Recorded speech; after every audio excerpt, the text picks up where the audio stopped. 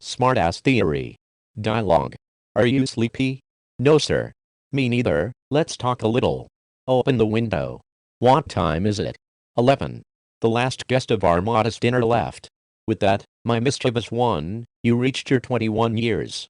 21 years ago, on August 5th, 1854, you were born, a little brat, and you're a man, long mustaches, some courtships.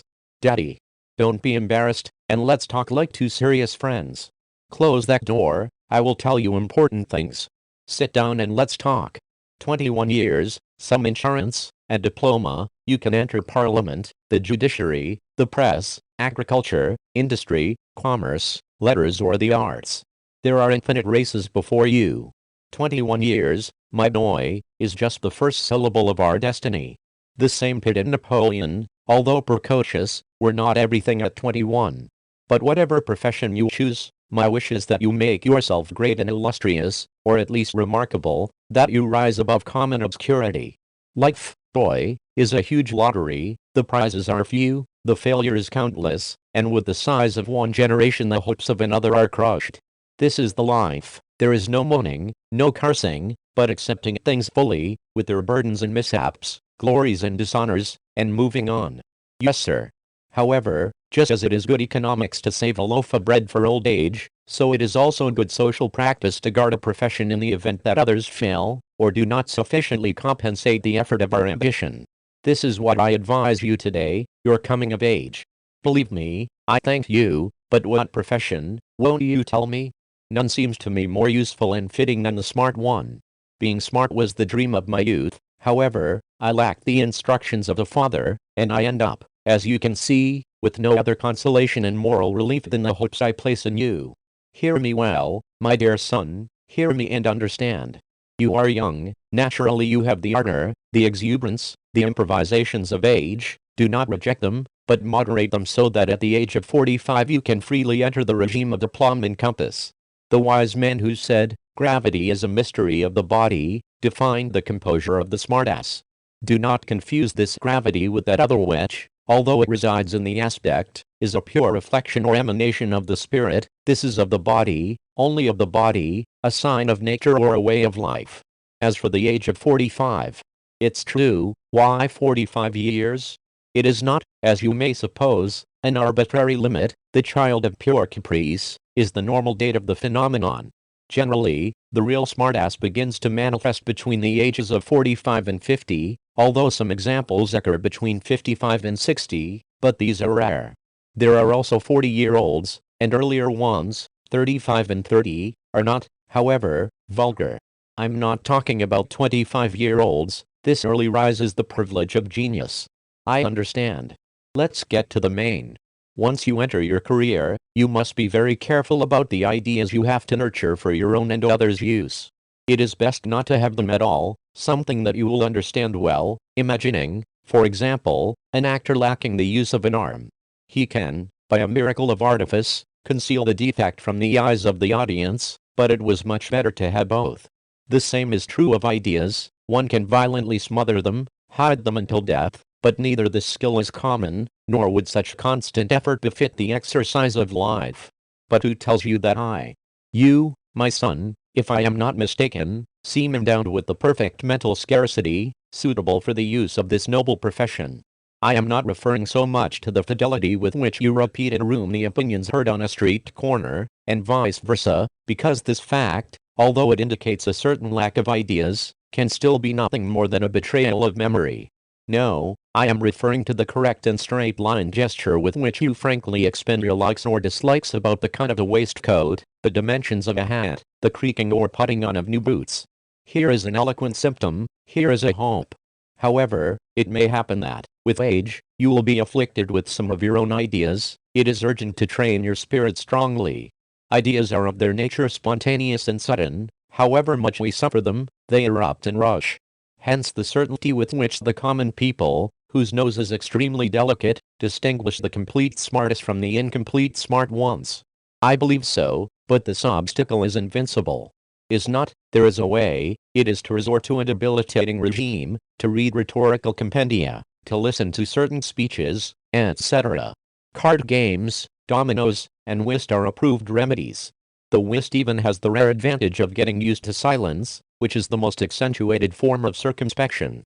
I don't say the same about swimming, horseback riding and gymnastics, although they make the brain rest, but for the very reason that they make him rest, they restore his lost strength and activity. Billiards is excellent. What do you mean, if it's also a physical exercise? I won't say no, but there are things where observation belies the theory. If I exceptionally recommend billiards, it is because the most scrupulous statistics show that 3/4 of those used to the cue share the same opinions on the same cue.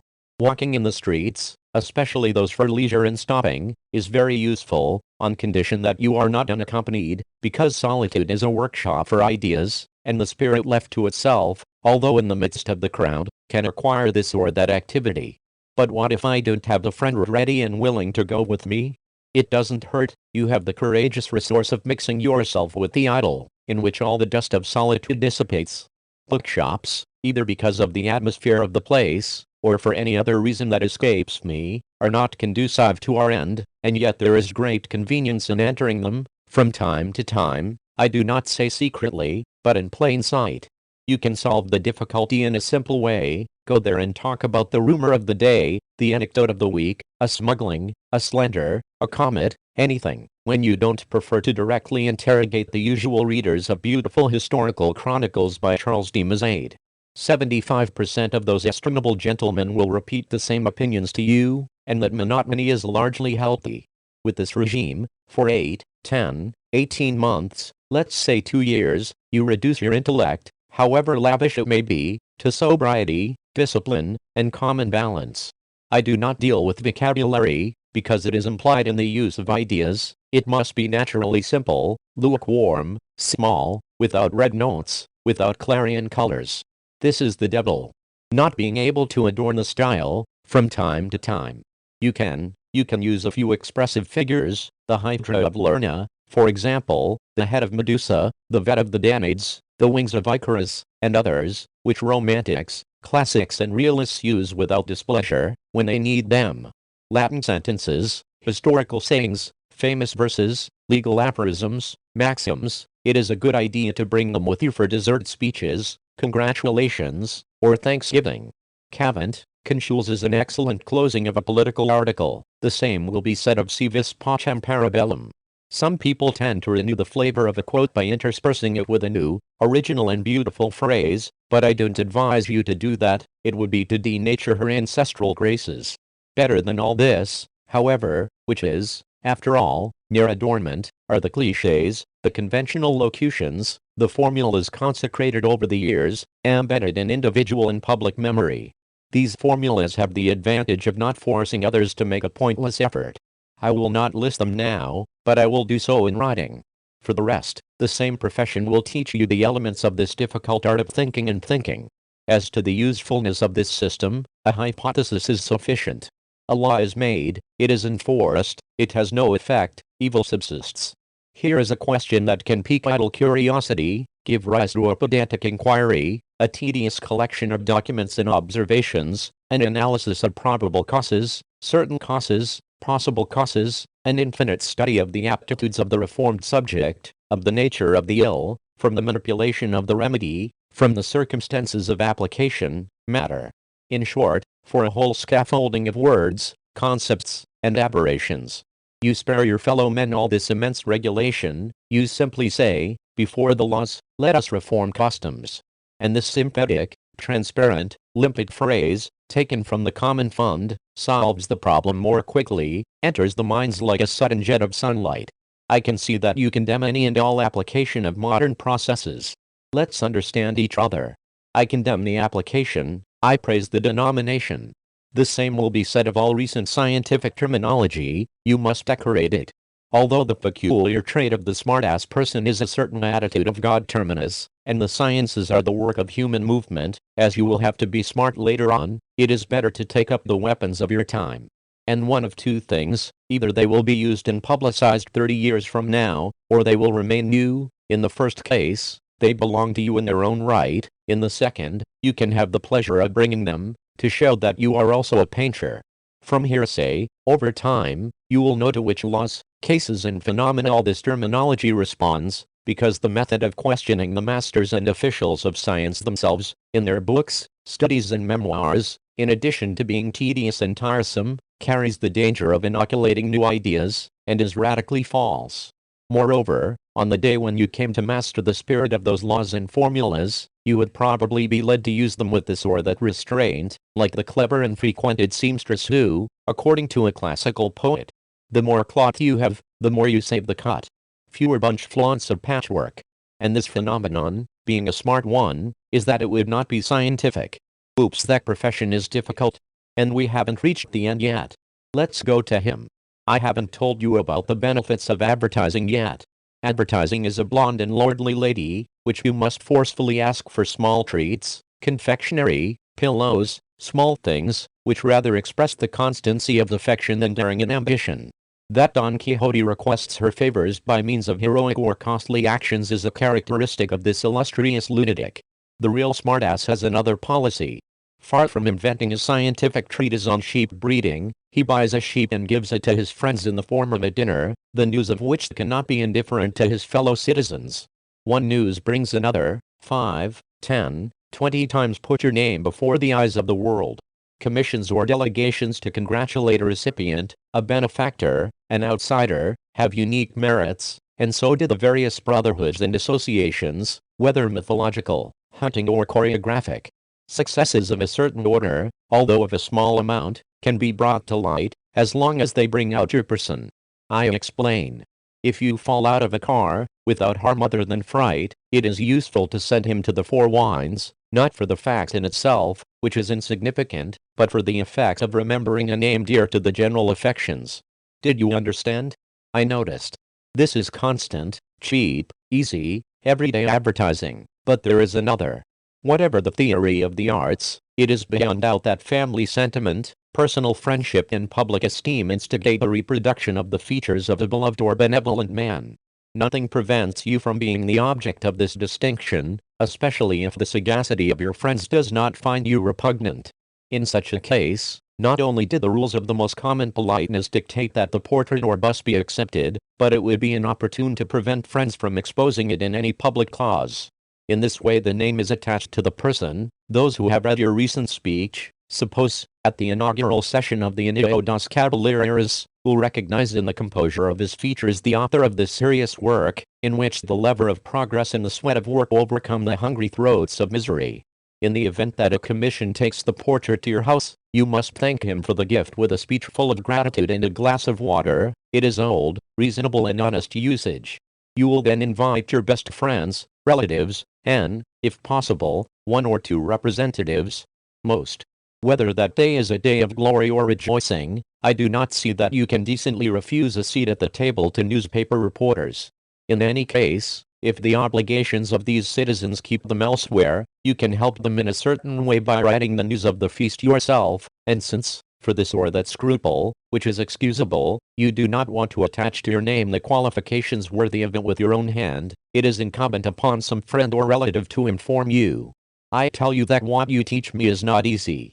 Nor will I tell you otherwise. It is difficult, it takes time, a lot of time, it takes years, patience, work, and happy are those who enter the promised land. Those who do not penetrate there, the obscurity swallows them. But those who triumph, and you will triumph, believe me. You will see the walls of Jericho fall to the sound of the sacred horns. Only then can you say that you are fixed. That day begins your phase of indispensable ornament, of obligatory figure, of label. No more need to sniff out occasions, commissions, brotherhoods. They will come to you, with their heavy and raw air of nouns without adjectives, and you will be the adjective of these opaque prayers, the odoriferous of flowers, the blue of the skies, the helpful of the citizens, the news and succulent of the reports. And being that is the main thing, because the adjective is the soul of the language, its idealistic and metaphysical portion. The noun is the raw reality, it is the naturalism of the vocabulary. And does it seem to you that this whole profession is just a spare part for life's deficits? Certainly, no other activity is excluded. Not politics, nor politics. The whole point is not to break the rules and capital obligations. You can belong to any party, liberal or conservative, Republican or ultramontane, with the sole clause of not attaching any special idea to these words, and recognizing only the utility of biblical shibboleth. If I go to Parliament, can I occupy the rostrum? You can and you must. It is a way of summoning public attention. As for the subject of speeches, you have a choice, either petty business, or political metaphysics, but you prefer metaphysics. Small business, I have to admit it, doesn't deny that good-natured annoyance, typical of the finished smartass, but if you can adopt metaphysics, it's easier and more attractive. He supposes he wants to know why the 7th Infantry Company was transferred from Uruguayana to Cangaçu. You will only be heard by the Minister of War, who will explain to you in 10 minutes the reasons for this act. Not so metaphysics. A discourse of political metaphysics naturally enthralls parties and the public, calls for asides and answers. And then it doesn't force you to think and find out. In this branch of human knowledge, everything is found, formulated, labeled, boxed in. Just provide the saddlebags of memory. In any case, never transcend the limits of an enviable vulgarity. I will do what I can. No imagination? None. Rather, spread the rumor that this gift is insignificant. No philosophy? Let's understand each other, on paper and in no language, in reality nothing. Philosophy of history, for example, is a phrase that you must use often, but I forbid you to reach conclusions other than those already found by others. Avoid anything that can smack of reflection, originality, etc., etc. Also to laughter? How to laugh? Be serious, very serious. According. You have a playful, amiable genius, you will not suffer or eliminate it, you can play and laugh sometime. Smart doesn't mean depressed. A shrewd can have his moments of joyful expansion. Only in this point is susceptible. Say. You just shouldn't use irony, that movement at the corner of the mouth, full of mysteries, invented by some Greek decadents, contracted by Luciano, transmitted to Swift and Voltaire, a feature proper to skeptics and abusers. Not. Rather, he uses mockery, our good friend sneer, plump, round, frank, without exaggeration or veils, which gets across the faces of others, cracks like a slap, makes the blood jump in the veins, and the suspenders burst with laughter. Use sarcasm. What is this? Midnight. Midnight? You enter your 22 years, my mischievous, you are definitely bigger. Let's go to sleep, it's late. Ruminate well what I told you, my son. Proportions notwithstanding, tonight's conversation is worth Niccolo Machiavelli's Prince. Let's go to sleep.